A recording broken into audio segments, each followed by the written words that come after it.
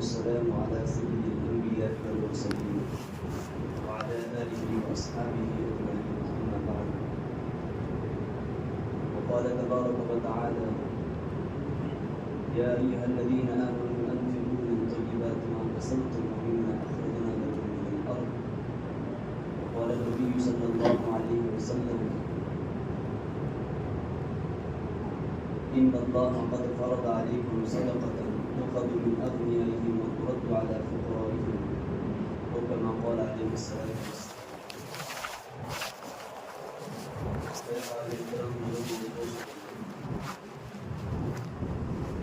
اللہ پاک کا بے انتہا احسان و کرم ہے کہ اللہ پاک ہم سب کو اپنے پاک کو جانے کی توفیق عطا فرمائے.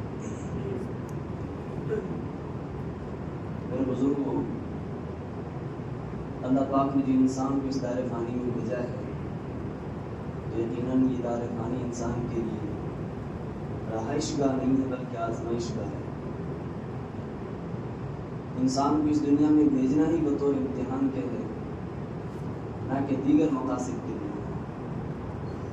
اور اس کا اظہار اللہ پاک نے بار بار کیا ہے کہ دنیا کی ذلت اور دنیا کی حقارت کو انسان کے سامنے پیش کیا، اور انسان کو بار بار متنبہ کیا اس بات سے لِيَبْلُوَكُمْ أَيُّكُمْ أَحْسَنُ عَمَلًا، کہ ہم نے آپ کو بھیجا ہے تاکہ ہم آپ کو آزمائیں کہ آپ میں سے کون اچھا اعمال کر کے آتے ہیں. تو اللہ پاک کی طرف سے جو آزمائش ہے مختلف طریقے سے ہوتی ہے کہ اللہ رب العزت کبھی انسان کو موٹا تازہ بناتا ہے، قوی بناتا ہے تو طاقتور بنا کر کے آزماتے ہیں. کبھی کہ انسان کو مرض دے کر کے آزماتے ہیں. کبھی کسی انسان کو گورا چٹا بنا کر کے آزماتے ہیں کہ حسن پر فخر کرتا ہے کہ پھر بھی اعتدال پر رہتا ہے. کبھی کسی کو بدصورت یا لنگڑا لولا بنا کر کے آزماتے ہیں. اسی طرح کبھی کسی کو مالدار اور غنی بنا کر کے آزماتے ہیں کہ مالدار ہونے کے باوجود بھی اللہ کی حدود ہے، اللہ کی شریعت اور اللہ کے احکامات کے مطابق ٹھہرتا ہے، یا نفس کی تکمیل کا اور خواہشات کی بھی چلتا ہے. اور کبھی اللہ پاک کسی کو فقر دے کر، غریبی دے کر، تنگ دستی دے کر کے آزماتا ہے کہ تنگ دستی کی صورت کے اندر بھی انسان حرام مال سے بچتا ہے اور اللہ کی راہ پھر بھی قائم رکھتا ہے کہ نہیں رکھتا. تو مختلف آزمائش ہے. اور اللہ پاک نے اگر کسی کو فقر دیا ہے تو اس کے لیے سب سے بڑی آزمائش یہ ہے کہ اس تنگ دستی اور کم پیسوں کے اندر بھی اپنے آپ کو صبر پر قائم رکھے اور اللہ کا شکر ادا کرتا رہے کہ الشکر علی کل حال، اللہ نے جیسی بھی دیا ہے اسی کے اوپر مجھے شکر ہے، میں حرام کے قریب نہیں جاؤں گا. اور میں یہ بھی دن میں نہیں سوچوں گا کہ فلاں مالدار ہے، اس کے پاس فلاں گاڑی اور فلاں بنگلہ ہے، میں بھی رات دن کی محنت اور کوشش کر کے اس فلاں بنگلہ اور گاڑی کماؤں گا اور میں نماز اور اللہ کے گھر سے بالکل دوری ہو جاؤں. اور مالدار کے اوپر آزمائش اس طور کے اوپر ہے جب اس کی جب ہر ضرورت اور ہر تمنا پوری ہو رہی ہے تو بس اپنے ہی مگن کے اندر ہے، اپنے ہی پیسوں پر فخر کرتا ہے. اللہ پاک نے جو اس کو جہاں خرچ کرنے کا حکم دیا اس کے اوپر وہ خرچ نہیں کرتا. تو یہ اس کے لیے آزمائش ہے. تو میرے بزرگوں اور دوستوں، اللہ پاک نے جو مالدار لوگ ہیں ان کے اوپر زکوٰۃ بھی فرض کی ہے. اللہ پاک کی بہت ساری حدود ہے، ان میں سے ایک حدود جو سب سے بڑی حد ہے وہ ہے الزکوٰۃ. علماء نے لکھا ہے کہ اللہ تبارک و تعالیٰ نے لفظ زکوٰۃ کو اور زکوٰۃ کے حکم کو نماز کے ساتھ میں 83 مرتبہ ذکر کیا ہے قرآن شریف کے اندر. اقیموا الصلاۃ وآتوا الزکاۃ بار بار کہا ہے، 80 سے زائد کہا ہے. یعنی اللہ پاک اس حکم کو بتلانا چاہ رہے ہیں کہ بڑا قیمتی حکم ہے، بہت مضبوط حکم ہے. تو یہ حکم حضور پاک صلی اللہ علیہ وسلم نے مکی زندگی کے اندر یہ اعلان کر دیا تھا، لیکن اس کی حدود، اس کی مقدار یہ نفیس یہ مدنی زندگی کے اندر طے ہوئی. اس لیے کہ صحابہ کرام رضوان اللہ تعالی علیہم اجمعین کے درمیان بھی دونوں طرح کے طبقے تھے. جب ہم یہ سنتے ہیں کہ ان کے پاس میں اوڑھنے کے لیے کپڑے نہیں ہوا کرتے تھے، کھانے کے لیے کھانا نہیں ہوا کرتا تھا، ان کے اندر سے بعض صحابہ کے مالدار اتنے رئیس ہوا جنہیں عبد الرحمن بن عوف رضی اللہ تعالیٰ عنہ کے متعلق لکھا ہے کہ جس وقت میں حضرت کے انتقال ہوا اس کے بعد میں حضرت اتنا خزانہ چھوڑ کر کے گئے کہ ہتھوڑوں سے ان کو الگ الگ کیا، جس کا مقابلہ آج پوری دنیا میں کوئی نہیں کر سکتا. تو صحابہ کے اندر بہت طرح کے طبقے. حضور پاک صلی اللہ علیہ وسلم شروعات کے اندر اس طرح کا واقعہ ہوا کرتا تھا جب فتوحات کا دور کھلا اور فتوحات کے دروازے کھلے، تو اس وقت حضور صلی اللہ علیہ وسلم ایک ہی دن کے اندر پورے سال کا ازواج مطہرات کو پورا مال لا کر کے دیے، پورے سال کا ایک ہی سال میں راشن دے دیا۔ تو دونوں دور آئے ہیں، ان کے اندر آزمایا گیا ہے۔ لیکن میرے بزرگوں، ہم اپنی زندگی کے اندر صحابہ کے واقعہ سے یہ سبق حاصل کریں گے کہ کسی صحابہ نے مالداری کی وجہ سے نبی سے اور نبوت سے اور مسجد نبوی سے اور اللہ کے احکامات سے دوری اختیار نہیں کی، اور نہ یہ دیکھیں گے آپ کہ کوئی صحابہ زیادہ ہی فقیر تھا، کھانے پینے کے لیے کچھ بھی نہیں تھا، تو بس وہ اللہ سے اور نبی سے یا اس جماعت سے دور ہو گئے، یہ نہیں ہوا۔ تو میرے بزرگوں، یہ بڑی آزمائش ہے ہمارے اوپر، اور اللہ نے قرآن میں اس کو کہا ہے کہ میں ہی ہوں وہ ذات جو رزق کو کم کرتی ہوں، اور میں ہی وہ ذات ہوں جو رزق کو کشادہ کرتی ہوں، لیکن تمہارے لیے ان دونوں کے اندر آزمائش ہے۔ اور میرے بزرگوں، اللہ تبارک و تعالیٰ کا بے انتہا احسان ہوا کہ امت محمدیہ یہ اللہ تبارک و تعالیٰ کی سب سے محبوب امت ہے، کہ اس امت پر اللہ پاک نے یہ فضل فرمایا ہے کہ عموم سابقہ کے اوپر جو زکوٰۃ فرض ہوئی تھی، وہ زکوٰۃ فرض ہوئی تھی جو 20% ہوئی تھی۔ اگر کوئی انسان اس کے پاس 40 روپے اس میں سے 20 روپے اللہ کے راستے میں خرچ کرنے کو، اور ادائیگی کا طریقہ کیا تھا؟ ادائیگی کا طریقہ یہ تھا کہ کسی مقدس جگہ کے اوپر یا پہاڑ کے اوپر رکھ دیتے تھے، اوپر سے آگ آ کر کے اس کو کھا لیتے تھے، یہ اس کی قبولیت کا راز تھا۔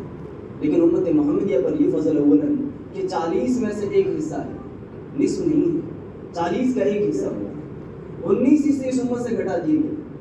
اور دوسرا، اللہ پاک نے یہ فضل فرمایا ہے کہ اس امت کی زکوٰۃ کو تو آگ آ کر کے کھا لیتی تھی، اس امت کے اوپر فضل یہ ہوا ہے کہ لوگوں ہی کو دیا جاتا ہے۔ میں نے جو آپ کے سامنے حدیث پیش کی، یہ حدیث معاذ بن جبل رضی اللہ تعالیٰ عنہ ہے۔ حضرت معاذ بن جبل رضی اللہ تعالیٰ عنہ آپ صلی اللہ علیہ وسلم کی اس مقدس صحابہ میں سے، اس اقربا صحابہ میں سے ہے، جس وقت آپ صلی اللہ علیہ وسلم نے ان کو مدینے کا گورنر بنا کر کے روانہ کیا۔ حضور پاک صلی اللہ علیہ وسلم پیدل چل رہے تھے، معاذ بن جبل رضی اللہ تعالیٰ عنہ اونٹ پر سوار تھے۔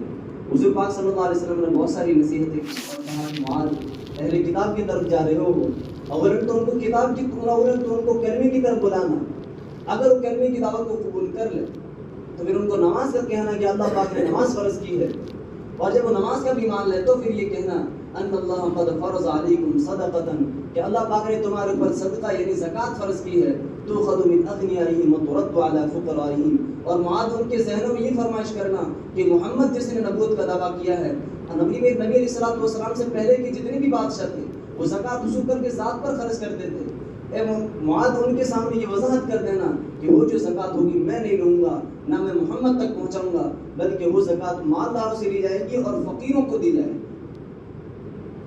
حضرت معاذ بن جبل رضی اللہ تعالیٰ جس وقت جا رہے تھے، ایک یہ بھی بات فرمائی کہ معاذ شاید کہ تو واپس آئے لیکن میں تجھے نہ مل سکوں، قبر پر آ کر کے مل لے۔ حضرت معاذ بن جبل رضی اللہ تعالیٰ آپ صلی اللہ علیہ وسلم کے کتنے بڑے عاشق تھے، آنکھوں سے آنسو جاری ہو گئے۔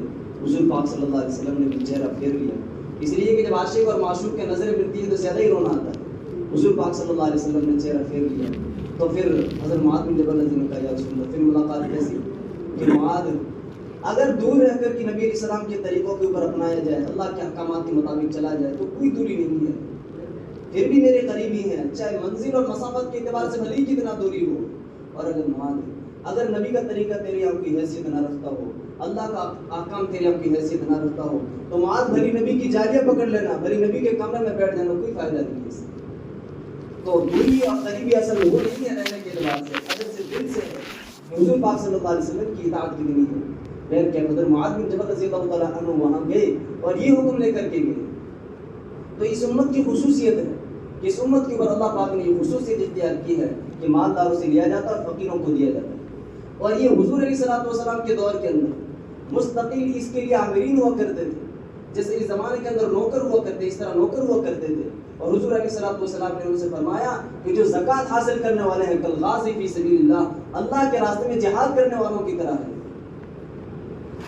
زکوٰۃ وصول کرنے والے اللہ کے راستے میں جہاد کرنے والوں کی طرح ہے۔ اور صحابہ جاتے تھے اور زبردستی وصول کرتے تھے، اگر کوئی چراتا تھا، اگر کوئی اس کے اندر تنگ ظرفی کا سبب اختیار کرتا تھا، صحابہ اکرام رضی اللہ عنہ اس سے زبردستی لیا کرتے تھے۔ یہ اسلامی حکومت ہوا کرتی تھی، اور یہی دور ہے جو سیدنا ابو بکر صدیق رضی اللہ تعالیٰ عنہ اور اس سے بات کر چلا ہے۔ تو پھر آپ نے تاریخ کے اندر سنا ہوگا کہ عمر بن عبدالعزیز رحمۃ اللہ علیہ، ان کا دور ایسا آیا ہے کہ اس دور کے اندر کوئی غریب بچا ہی نہیں تھا۔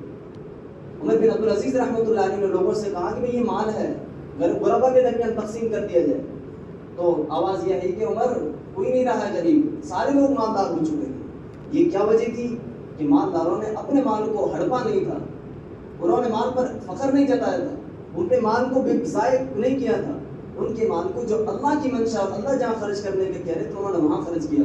تو یہ دور آیا کہ کوئی فقیر نہیں بچا. ورنہ میرے بزرگوں جب اسلامی حکومت ہی چلی گئی، جمہوریت ملک رہ گئی، لیکن اس کے باوجود بھی یہاں کتنے لوگ آتے ہیں مسافر زکوٰۃ کے لیے اور کتنے فقیروں کی حالت ہے. اللہ معاف کرے. کئی لوگ ایسے ہیں جن کے پاس میں پیسہ نہیں ہے، مسلمان مالدار ہے، اپنے مگن میں ہے، اپنی مستی کے اندر ہے، وہ شادیوں میں خرچ کرنا جانتے ہیں، اپنے مکان بنانے میں جانتے ہیں، اپنے بچوں کی بیزا پڑھائی کے اندر پڑھانا جانتے ہیں اور خرچ کرنا جانتے ہیں. فقیروں کی طرف کوئی دھیان نہیں ہے، نہ انہوں نے نصف کی ہے کہ بھائی اتنا مجھے خرچ کرنا ہے، کبھی دھیان ہی نہیں دیتے ہیں. تو اس زمانے کے مسلمان جو فقیر مسلمان ہے ان کا یہ حالت ہے کہ بہت سارے اسلام سے دامن پھیر چکے ہیں. اس کا گناہ کس کے اوپر ہوگا؟ یہ سارا کا سارا گناہ اس زمانے کے مالداروں کے اوپر ہوگا.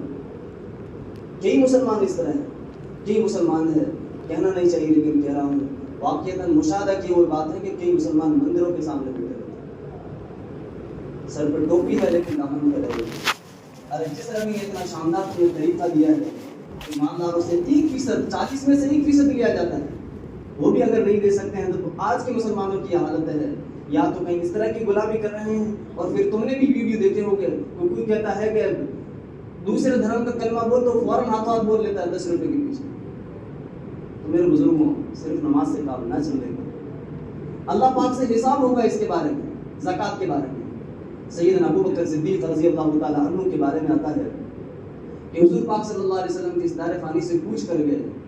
صحابہ کے درمیان میں ایک طرح کی الگ ہوائیں چل گئی، دیوانے ہو گئے، کسی کا ہوش نہیں رہا. سیدنا عمر فاروق رضی اللہ تعالیٰ عنہ جیسا جلالی شخص جو کسی کی ہمت کے نبی علیہ الصلوۃ والسلام کے طریقے کے مخالف کرے اور حضور علیہ السلام کے سامنے آواز اٹھائے، فوراً تلوار نکال دیتے تھے، لیکن اس نے انہی کا ہوش اڑ گیا.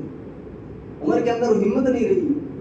سیدنا ابو بکر صدیق رضی اللہ تعالیٰ عنہ خوش دل انسان، نرم مزاج انسان، لیکن نبی علیہ الصلوۃ والسلام کی صحبت تھی، ان کے اندر وہ ایمان کی مضبوطی تھی. لے کر کے کھڑے ہوئے سارے لوگ صحابہ کو جمع کیا اور آیتیں پیش کر کے کہا کہ اے صحابہ سنو، اگر اللہ کی عبادت کرتے ہو تو آج بھی باقی ہے، محمد صلی اللہ علیہ وسلم کی عبادت کرتے ہیں تو یقین مان لو کہ وہ چلیں گے.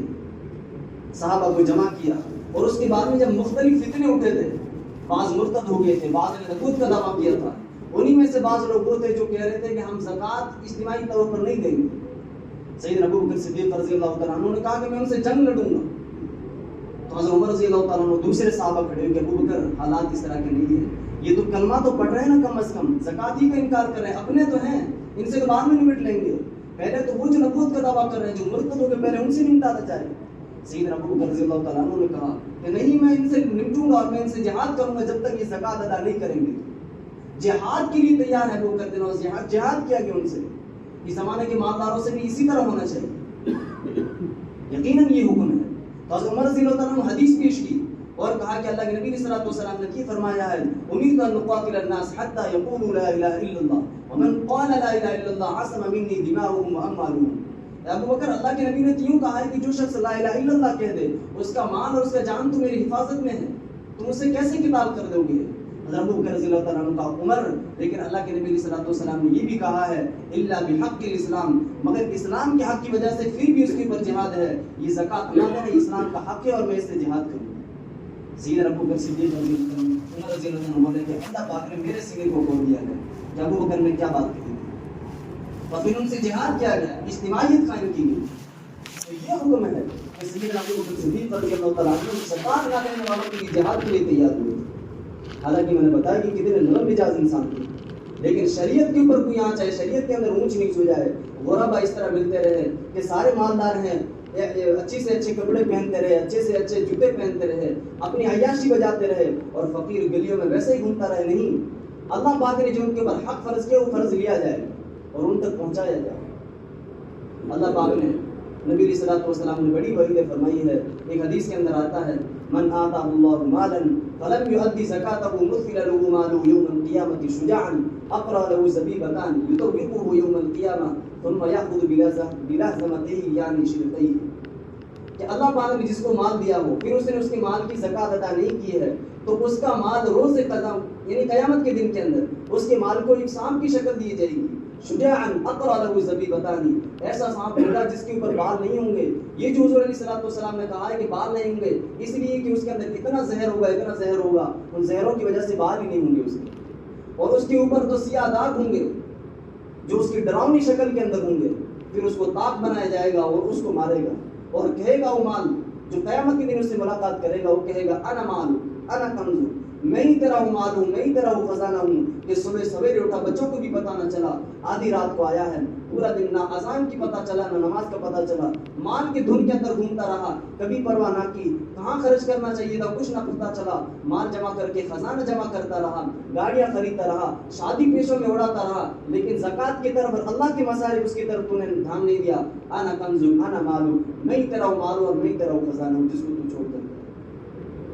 پھر اس کو ڈر سے یہ صرف یہاں تک ہی نہیں ہے کہ یہاں جمع کر کے پورے ہو رہے، نہیں، یہ مال کے بارے میں آگے بھی سوال ہونا ہے. پھر حضور پاک صلی اللہ علیہ وسلم نے آیت تلاوت فرمائی وَلَا تَحْسَبَنَّ الَّذِينَ يَبْخَلُونَ بِمَا آتَاهُمُ اللَّهُ مِنْ فَضْلِهِ بَلْ هُوَ خَيْرٌ لَهُمْ بَلْ هُوَ شَرٌ لَهُمْ. اے لوگوں، جو لوگ جن کے پاس اللہ نے مال دیا ہے اور وہ بخل کرتے ہیں، اللہ کی راہ میں خرچ نہیں کرتے، تو مت سمجھو کہ یہ ان کے لیے خیر ہے، بل هو شر لهم، بلکہ ان کے لیے شر ہے، جو روز جزا ان کے سامنے آ کر کے لڑے گا اور ان کو یہی عذاب دے گا. تو مال اپنے لیے رہائش کا نہیں ہے. اور کیا ہو جاتا ہے مال سے؟ دنیا کے اندر ایک اچھا سا بیڈ خرید سکتے ہیں، اچھا سا روم بنا سکتے ہیں، اے سی لگا سکتے ہیں، دوسری ضروریات پوری اچھی کر سکتے ہیں، تھوڑا فخر سکھلا سکتے ہیں. یہ کب تک ہے؟ جب تک اندر سانس ہے. سانس چلی گئی تو پیچھے ورثہ کے درمیان تقسیم ہو گیا، قبر کے اندر حساب وہ دے رہا ہے. کتنی بڑی گرفت بتائیے. تو میرے بزرگ اور دوستوں، ایک جگہ دوسری جگہ 10ویں پارے میں اللہ پاک نے ارشاد فرمایا الذین یکنزون الذهب والفضة ولا ينفقونها في سبیل اللہ. وہ لوگ جو مال کو خزانہ بناتے ہیں، ولا ينفقونها في سبیل اللہ، اللہ کے راستے میں خرچ نہیں کرتے، فبشرهم بعذاب الیم، اے لوگوں ان کو دردناک عذاب کی وعید سنا دو. بار بار وعیدیں آ رہی ہے زکوٰۃ نہ دینے والوں کو. کیا بتایا آگے؟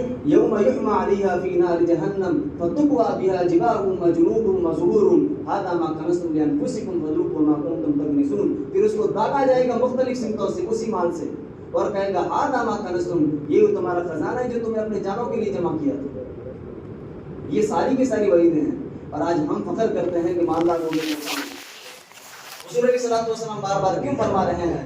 آپ صلی اللہ علیہ وسلم بار بار یہ جملہ ارشاد فرماتے ہیں. ہم عائشہ سے کبھی فرماتے ہیں، دوسرے صحابہ سے فرماتے ہیں، اور فرماتے اللہم احیینی مسکینا وامیتنی مسکینا واحشرنی فی زمرۃ المساکین.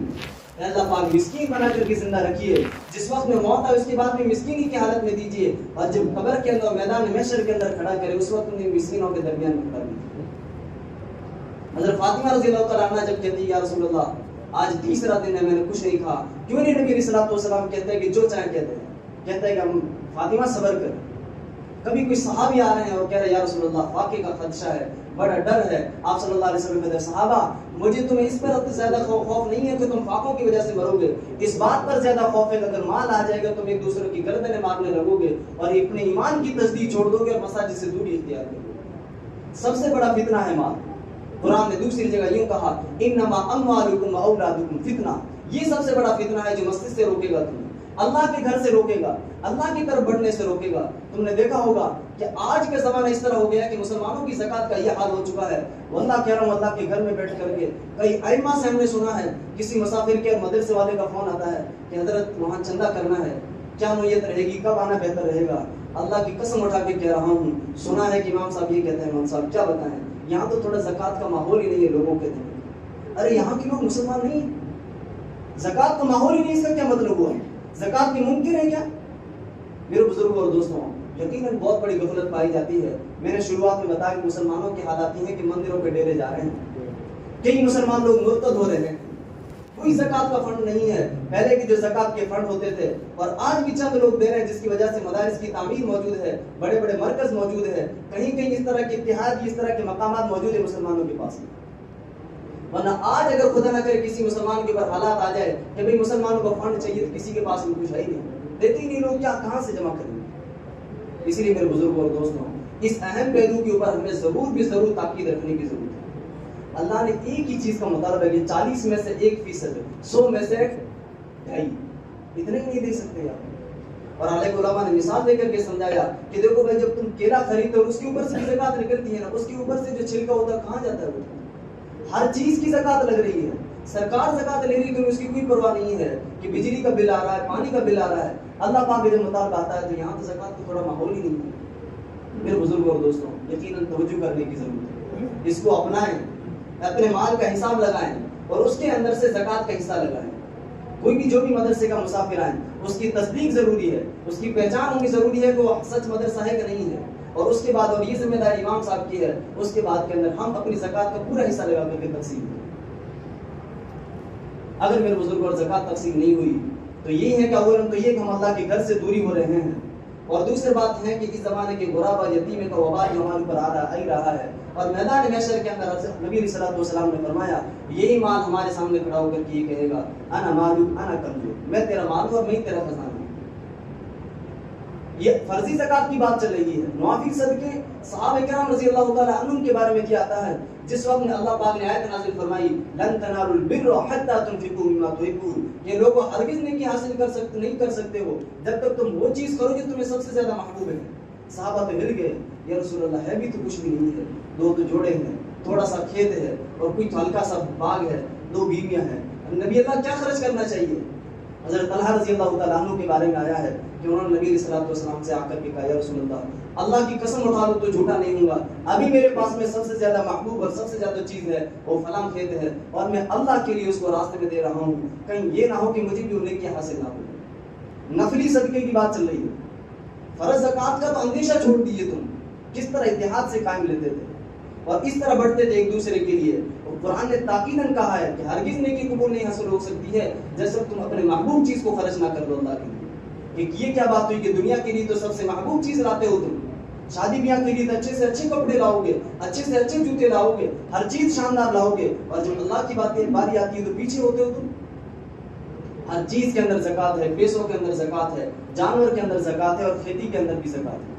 میں نے جو آیت پڑھی اس کا یہ ترجمہ ہے یا ایھا الذین آمنوا انفقوا من طیبات ما کسبتم، جو حلال روزی کمائی ہے اس کے اندر سے خرچ کرو، بما کسبتم ومما اخرجنا لکم من الارض، اور جو کچھ اللہ نے زمین میں سے تمہارے لیے نکالے اس میں سے خرچ کرو۔ آج لوگوں کو مسائل تک معلوم نہیں ہے کہ زمین کی بھی زکات ہوا کرتی ہے، جانوروں کی بھی زکات ہوا کرتی ہے، کچھ معلوم بھی نہیں ہے۔ اس لیے میرے بزرگ اور دوستوں کوشش کریں اس بات کی کہ ہم پہلے جتنی بھی قضا ہیں اللہ کی طرف سے یہ انعام بھی ہیں کہ مال جب بھی ادا کیا جائے تو ادا ہی ہوتا ہے، قضا نہیں ہوتا ہے، اس لیے پورے سالوں کی حساب لگا کر کے زکات ادا کریں۔ اس سال الحمدللہ پورے کے پورے انشاءاللہ العزیز ہماری بستی والے اور ہمارے محلے والے یہ بات ہو سکے، اور علماء نے بھی کہی ہے کوئی شخص ایسا نہ رہے کہ جس کے اندر سے گھر سے اندر سے زکات ادا نہ ہوئی، سارے زکات ادا کریں۔ جب زکات ادا ہوں گے تو مسلمان اس طرح نہیں ہوگا کہ ہم تو اچھے سے کپڑے رومال ڈالے ہوئے، اچھے سے جوتے، اچھی سی گاڑی میں آ رہے ہیں، اور کوئی فقیر اس نے بھی مسجد کے صحن میں بیٹھا ہے بجائے نماز پڑھنے، یہ صورت نہیں آئے گی انشاءاللہ۔ اگر ہم اس کو برابر خرچ کریں تو صحیح، ہم تو اپنے ہی پیسوں کے اندر آگے بڑھنے کی سوچ رہے ہیں، فقیروں کو سوچتے ہی نہیں ہے، جبکہ حضور علیہ الصلوۃ والسلام نے پڑوسی کو کیوں اتنا تاکیداً کہا، اور آخری وقت کے اندر کہہ رہے ہیں کہ غریبوں کا اور جو غلام لوگ ہیں ان کا خیال رکھنا۔ کیا مطلب ہوا؟ مطلب یہ ہو کہ پیسوں کے اندر مت ہو جانا، ان فقیروں کو بھی رکھنا، پیسہ ہونا تمہارے لیے آزمائش ہے تو فقیر ہونا ان کے لیے آزمائش ہے، وہ صبر کر رہے ہیں تو تم بھی اتنا مت اتراؤ گے، تم بھی اعتدال کرو گے۔ اس لیے میرے بزرگوں یہی کوشش کرنی ہے، ہر انسان اپنا گھر کا سارا مال کا حساب لگا کر کے اس کے اندر سے ایک حصہ زکات کا نکالیں۔ اللہ پاک ہم سب کو کہنے سے سننے سے زیادہ عمل کی توفیق عطا فرمائے۔ اور میرے بزرگوں کہنے کے لیے بات ہوا کرتی ہے، حدیث ہوا کرتی ہے، قرآن ہوا کرتا ہے، اللہ کے مقدس گھر کے اندر کہا جاتا ہے، اس سے بڑھ کر کوئی کچھ نہیں ہے۔ ہم اپنے ایمان کی غیرت کو نکالیں، اپنے جذبے کو زندہ کریں، اللہ کے لیے کچھ دینا اور کچھ کرنا سیکھیں، نفس کے اوپر قدم رکھیں۔ یہ کیا بات ہوتی ہے، بات کہی جاتی ہے پھر واپس ہم پھر جاتے ہیں، پیارو ہمیں کچھ نہیں لینا دینا اس کے لیے۔ اللہ کی قسم اٹھا کے کہہ سکتا ہوں، اللہ کے گھر میں جو سو رہے ہیں وہاں قبرستان کے اندر، آج جس نے بھی زکات ادا نہیں کی ہے وہ سارے کے سارے پچھتا رہے ہیں، جس نے بھی نماز نہیں پڑھی ہے سارے کے سارے عذاب میں مبتلا ہے۔ کیا ہم یہ نہیں چاہتے کہ تم بھی عذاب میں مبتلا ہو؟ علماء اس لیے نہیں چاہتے ہیں کہ کتابوں میں رٹا لگا کر کے آتے ہیں۔ میرے بزرگوں کتابوں کو سمجھو اور قرآن حدیث کو اہمیت دو، ترجیح سیکھو کہ اللہ کی بات پہلے اور دنیا کی بات بعد میں ہے۔ ہوتا یہ ہے کہ دنیا کی بات کو ہم فوراً قبول کر لیتے ہیں، اور اللہ کی بات جب آتی ہے تو ہماری گردنیں مرنے لگتی ہے۔ اس لیے میرے بزرگوں تھوڑی انشاءاللہ توجہ دینے کی ضرورت ہے۔ اللہ پاک ہم سب کو کہنے سے سننے سے عمل کی توفیق